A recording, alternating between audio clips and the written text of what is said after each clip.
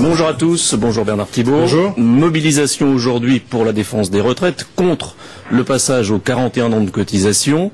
Mobilisation apparemment plus faible que prévu. Est-ce que vous êtes déçu? Non, je ne crois pas. Dans les transports en tout cas. Oui, mais moi je vous demande de ne pas considérer la journée de mobilisation d'aujourd'hui comme étant d'abord et uniquement une journée de mobilisation dans le seul secteur des transports. Ce serait totalement faux. C'est une journée de mobilisation interprofessionnelle avec l'objectif notamment d'avoir le maximum de salariés intervenant dans cette journée pour dire leur désaccord. Ça peut prendre différentes formes. Il va y avoir des débrayages d'1 heure, de 2 heures dans les entreprises et dans le secteur privé comme dans le secteur public.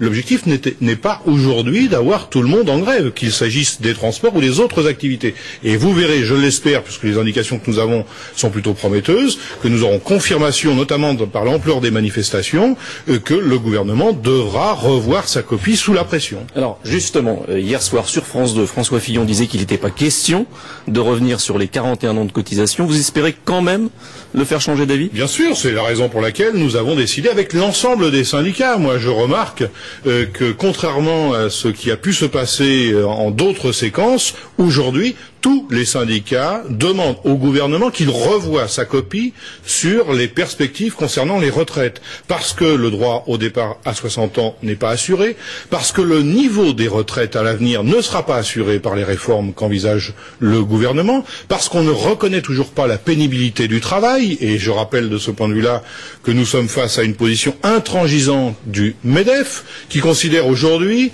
que pour avoir le droit au départ anticipé dans les travaux pénibles, il faudrait passer devant une commission médicale qui constaterait en quelque sorte que vous êtes à demi mort et que ça vous autorise à ce moment-là à cesser votre activité professionnelle. C'est donc inacceptable. Faire reculer les inégalités hommes-femmes à la retraite, voilà autant de sujets sur lesquels l'approche gouvernementale non seulement n'apporte pas des solutions satisfaisantes, mais va dégrader la situation. Mais sur les 41 ans, les syndicats sont pas tous d'accord. Par exemple, la CFDT dit si le travail des seniors s'améliorait, si les gens pouvaient travailler plus longtemps, les 41 ans, ça pourrait être envisagé. Moi, je remarque qu'aujourd'hui, tous les syndicats disent que le gouvernement doit revoir sa copie. Il y a des nuances sur ce qu'il conviendrait de faire à l'avenir.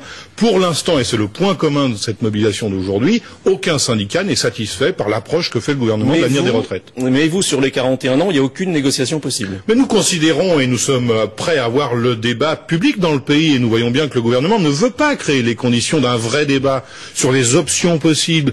Il y a une possibilité, des possibilités d'envisager d'autres sources de financement que de demander aux salariés qui sont au travail de continuer à travailler plus longtemps. Le premier facteur de déséquilibre sur les moyens financiers, c'est qu'on demande à une population réduite au travail de subvenir au financement des retraites sur une population qui va sans arrêt s'étendre.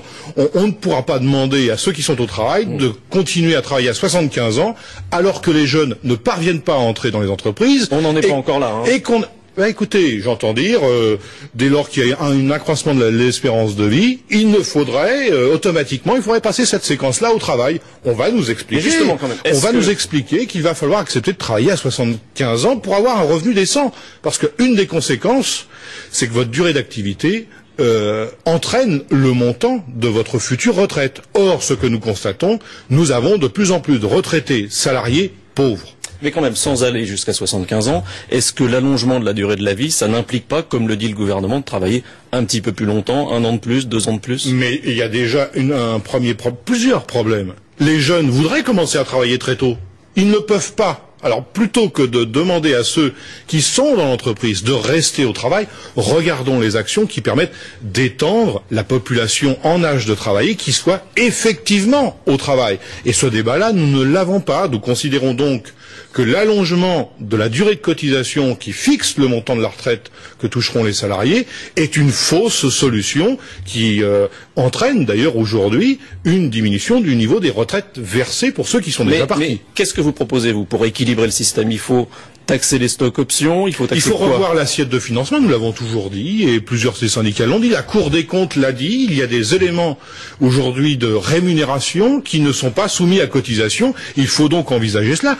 Ce gouvernement refuse toujours que l'on débatte d'un autre partage des richesses produites. On demande uniquement aux salariés de faire les efforts. On nous dit travailler plus pour gagner plus. Ça n'est absolument pas automatique. Les salariés peuvent faire le constat qu'ils travaillent plus, que des entreprises peuvent s'enrichir, mais qu'ils n'ont pas retour sur la richesse qu'ils produisent. Et nous considérons donc qu'il faut accepter ce débat sur un nouveau partage de la richesse produite. Aujourd'hui, dans les transports, il y a le service minimum ou le service garanti qui s'applique. Vous étiez contre.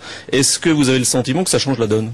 Non, je crois pas. Enfin, chacun s'aperçoit de ce qui se passe. Donc, pour les agents concernés, ça roule plutôt bien, apparemment. Non, mais ça, c'est pas le service minimum. C'est le nombre de grévistes déclarés. Et dès lors que nous ne nous sommes pas donnés comme objectif la grève à tout prix, ce sont les agents qui décident à quel niveau ils participent à cette journée d'action, et ça a été principalement des préavis de grève pour couvrir ceux voulant aller aux manifestations, et encore une fois, j'espère qu'il y aura beaucoup de monde dans les manifestations. Sur les 35 heures, l'UMP veut les supprimer, le gouvernement dit qu'il n'en est pas question.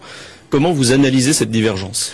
Il y a là encore de la polémique, de la cacophonie. On ne sait pas exactement à quoi s'en tenir pour l'instant. Et c'est forcément très curieux d'entendre un secrétaire général de parti majoritaire aujourd'hui au pouvoir avoir une Patrick position, et secrétaire général adjoint, Xavier Bertrand, parallèlement ministre, avoir une autre position. Une chose est sûre, et je tiens à le dire, la CGT n'acceptera pas de voir détourner l'accord que nous avons approuvé pour modifier les règles de la négociation, de la représentativité syndicale, pour permettre au gouvernement d'avoir une autre approche sur le temps de travail. Si le gouvernement veut ouvrir un débat sur le temps de travail, qu'il accepte de le faire avec les organisations syndicales et les organisations patronales, je veux dire au passage qu'il est faux de considérer que tous les salariés sont aux 35 heures dans notre pays. Près d'un salarié sur deux n'est toujours pas aux 35 heures, mais pour ce qui est de la CGT, il est hors de question que cette réforme de la représentativité syndicale soit en quelque sorte prise en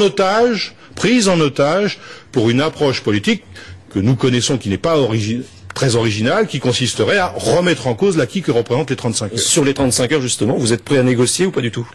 Non, ce que nous souhaitons, c'est que dans toute entreprise, il y ait des négociations quant aux modalités d'organisation du temps de travail, que l'on soit à 35, que l'on soit à 36, 37 ou 38.